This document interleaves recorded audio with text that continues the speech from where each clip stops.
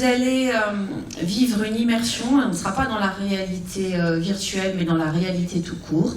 L'histoire de Marion, ma fille élève de 4e, qui en 2013, après avoir vécu du harcèlement, nous a quittés. Depuis ce jour, depuis plutôt le 14 février 2013, je mène un combat pour faire en sorte que les enfants vivent une scolarité sans harcèlement et sans violence et grandissent en toute sécurité, en tout lieu. Aujourd'hui, le harcèlement scolaire peut frapper tout le monde et personne n'est épargné.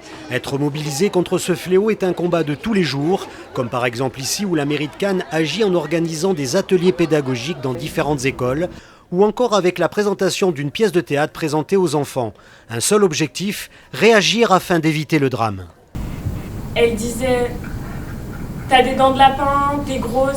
Pour moi, ça représente qu'il ne faut pas harceler les gens, il ne faut pas être méchant avec eux parce que la personne, elle peut dégrader dans un sens très mauvais, elle peut se suicider ou elle peut faire plein d'autres choses à cause du harcèlement.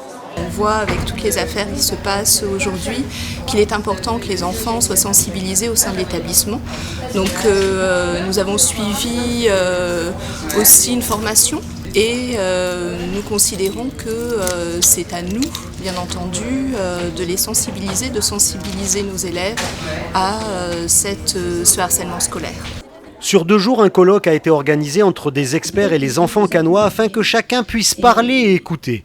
Vous savez, le harcèlement scolaire, quand un enfant est harcelé, la problématique, c'est que souvent il est seul contre plusieurs autres, puisque la définition du harcèlement à l'école, c'est ça, c'est un enfant face à ce qu'on appelle une meute d'enfants, un groupe d'enfants. Aujourd'hui, on le voit bien, dans la société est tendue, il y a énormément d'agressivité. Et parfois, il est complexe de définir si c'est du harcèlement, si ça n'en est pas, qu'est-ce qui se joue, est-ce que c'est un conflit, est-ce que ça n'en est pas. Pour autant, il ne faut pas banaliser la parole de l'enfant. Si un enfant ou une famille vient en nous disant « mon enfant est harcelé », on se doit d'écouter. Toute l'année, des ateliers de sensibilisation dans les établissements scolaires sont organisés afin de détecter un signe de basculement entre enfants qui peut à terme briser des vies. Donc à Cannes, aujourd'hui, avec ce colloque, on veut montrer qu'on agit, on en parle et on lutte.